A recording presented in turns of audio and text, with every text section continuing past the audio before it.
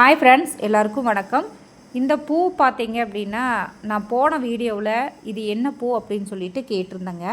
அதுக்கு யாருமே வந்துட்டு கமெண்ட்ஸ் பண்ணல. It's okay friends. இது வந்து சாமந்தி பூன்னு சொல்லிட்டு எனக்கு வந்துட்டு நர்சரியில் கொடுத்தாங்க.